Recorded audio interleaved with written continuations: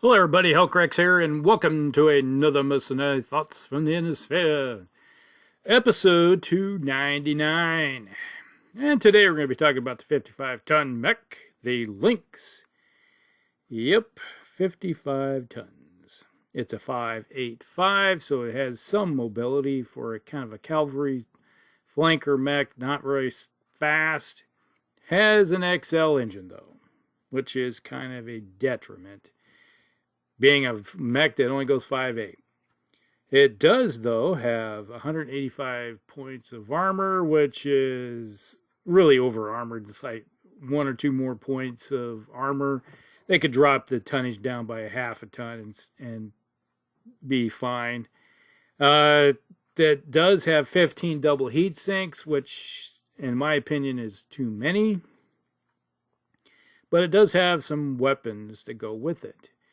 It has an ERPPC in the right arm. It has two medium lasers in the left arm, medium laser in the left torso, a medium laser in the center torso. Has a large laser in the right torso, and jump jets in one in the center, two in each leg. All right.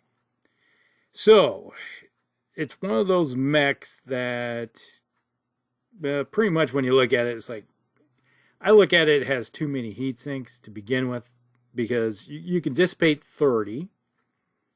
And if you fire the large laser in the ERPPC, well, there is 23 heat. If you jump 5, that's 28. Okay.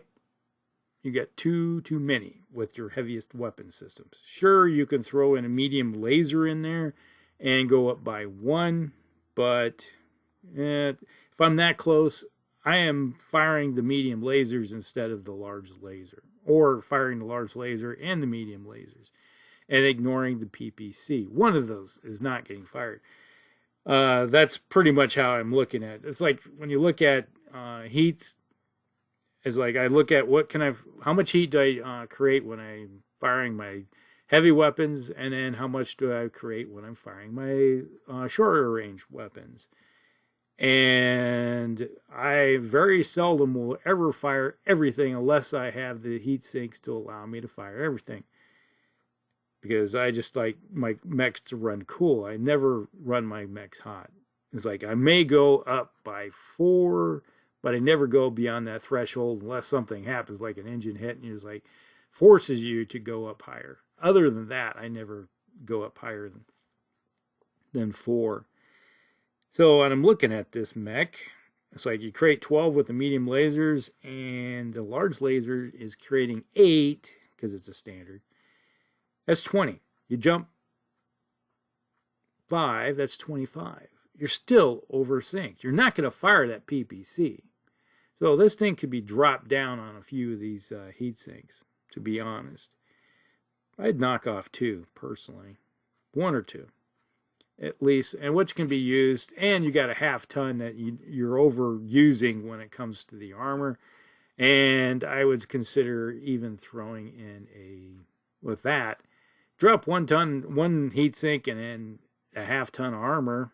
Yeah, you don't hear that very often from me, but there's that sweet spot where just like, yeah, it's like you do another half ton, and you get maybe a couple more points. That really, I'll just look real quick, but I think when you look at it, yes, 184 is 11.5. This one has 12 for 185. So you're only gaining 1 point of armor for a half ton. No, you don't do that. Take that half ton. Heck, you could even, if you wanted to, you could throw a small laser in board. You know, make up for the extra for that heat you maybe not be using or something. So, but I always like look at it and go, hey, I got a half ton and drop a heat sink, and I would throw this thing into maybe an ECM unit, okay, something like that. Or heck, you could drop a half ton, throw a tag on board, and like I said, a small laser if you feel so inclined. But now, how would I usually use this mech? This is basically like a slow-moving cavalry mech. It's going to be running around the edges for the most part and firing that PPC. And if you don't change the heat sinks, why not just upgrade to a ER large laser? And then that's 27. And if you're not using the jump jets, you're running, that's 29. Okay, that makes total sense to me. You can do that. And even if you do jump and you got the 30 heat sinks, you're only going up by 4. It's when that sweet spot where you're not hurting yourself, I've talked about before. And then you can go one turn without firing the large laser, and then you drop the heat, and it's like kind of a back up, down, up and down, up and down. But that's pretty much how I'm going to use this mech, is sniff around the edges, go against maybe some of the lighter scout mechs that may be trying to do a flanking maneuver. Because at 5'8", you can do a good job of getting in the way of something. Yes, a lighter mech that's going, let's say, a 711 or an 812, yes, they can get by you eventually. But you, for a couple turns, are going to be able to be in their face, and then when they get by you, you can just turn around and work your way. Unless they're doing the a level attack where you have some out front, some out behind, so they're trying to get in behind your flanker mech here, and then it's like you can turn and try to face the guy that got behind you, and then you're opening yourself up to the guys following that one. So it's kind of like a wave tactic where you get them start spinning. It's the same way I use my scout mechs, is trying to harass a mechs later in the game. Yeah, you can turn around and try to put your best weapons towards the guy that's trying to get behind you, but it opens up for other things, unless you can figure out how to alleviate that. But you make them spin like a top.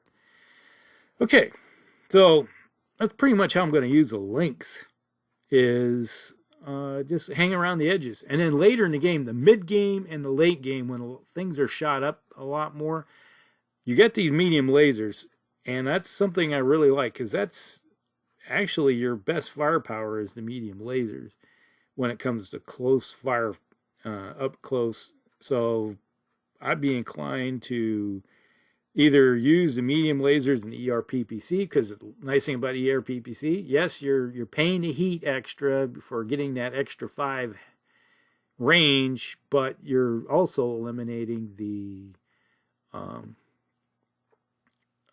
minimum range problems you have with the PPC. So you can get right up to hex 1 or 1 inch away and fire away with the PPC and not have a problem, which I do like. All right, that's one thing you can work in combination. And you got jump jets, so you can have enough maneuverability to jump in behind somebody if necessary, and then open up, or if they have a flank that has, let's say, a right torso or arm or leg that's most of the armor's gone or is gone, jump into that facing, so you have a better chance of hitting those positions. So, there.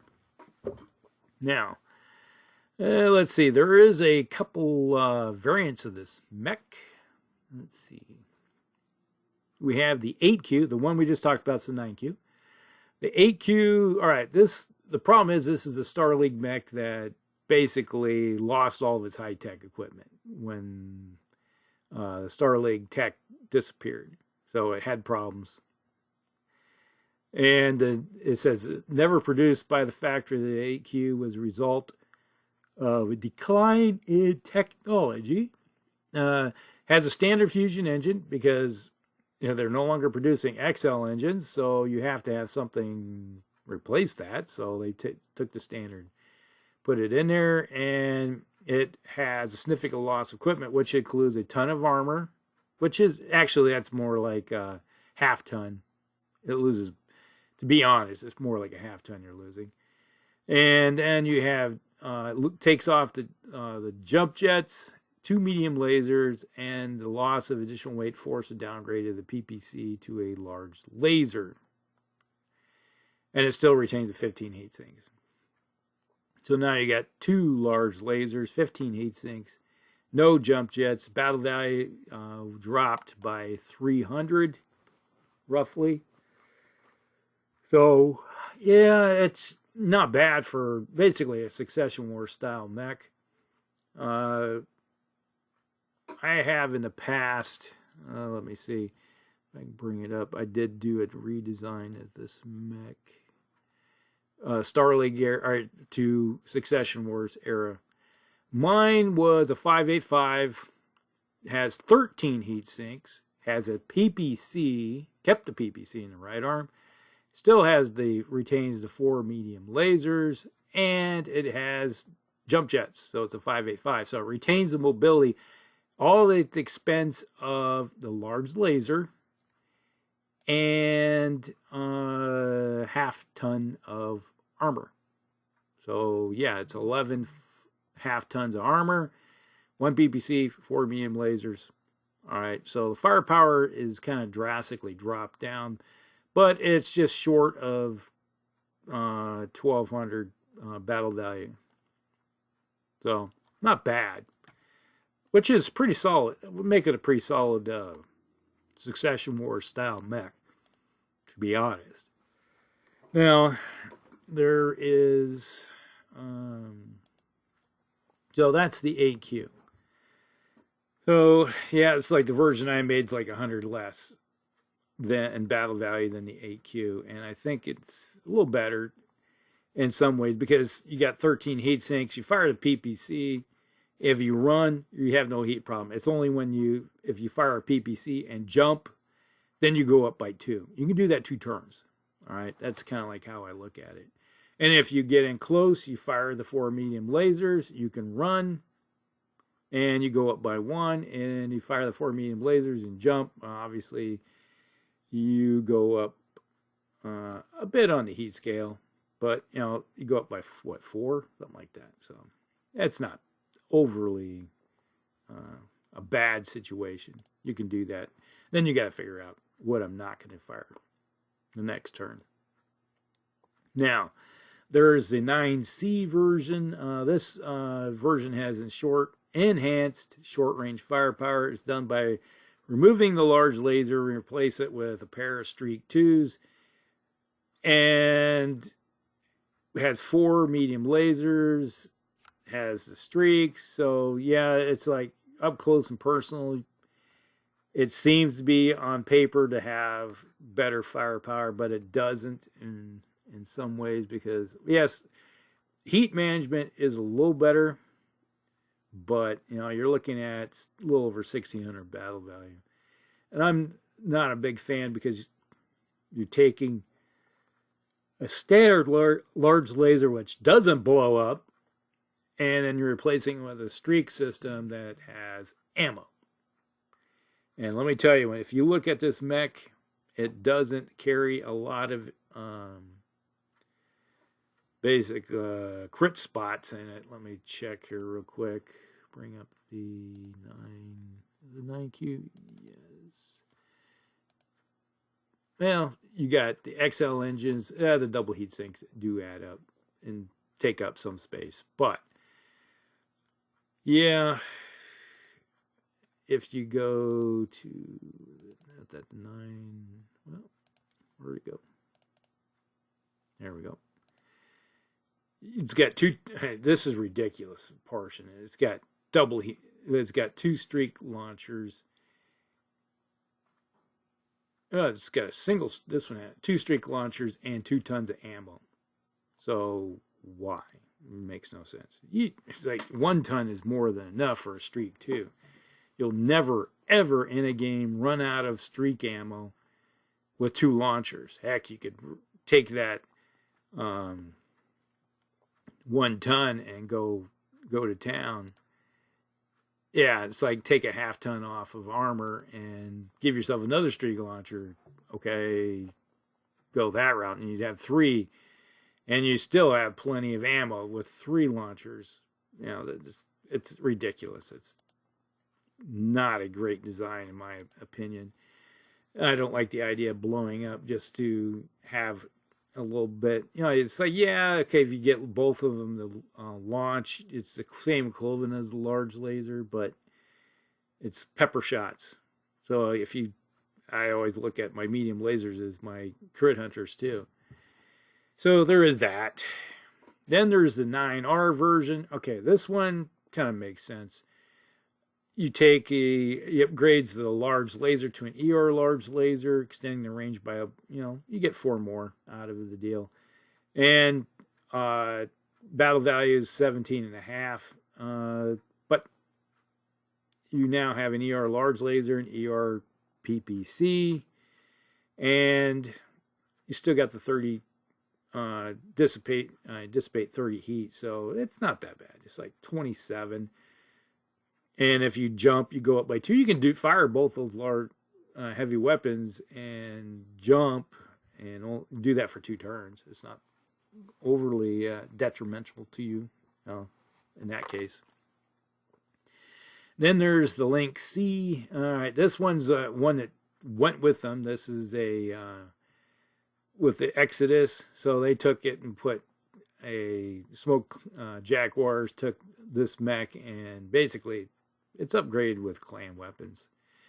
So it has the jump jets, it has basically clan ER PPC, clan ER large laser, a large pulse laser, ER medium laser, and ER small laser, and then they have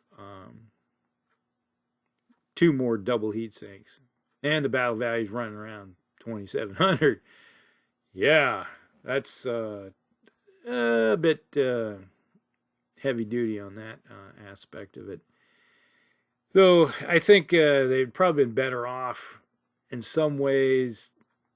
Not have the ER large laser and just have the large pulse laser instead. It's like an ER PPC, a large pulse laser. Give it a few more ER medium lasers and get that route.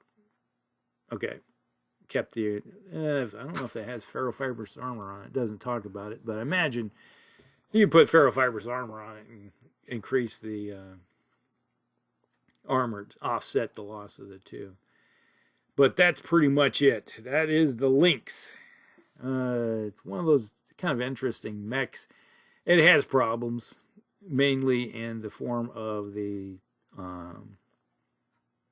XL engine. So you have to kind of shepherd the thing a little bit off the edges and keep it from getting hammered too early in the game. Because if you're playing our games and you see somebody with XL engines on it, it's going to get focused on, even if it is out long range, because a couple lucky hits and it's dead. But it does have the armor to keep it alive for a period of time. So you got to kind of run around the edges until the mid to late game. And then you can dive that thing in and start hammering away when other targets are already occupied with some bigger stuff that attracts attention, and keep it safe. And then, hey, it works great. All right, that's the Lynx. Hope you guys like it. Like and subscribe, share with your friends, and we'll see you in the next one. Hellcracks out.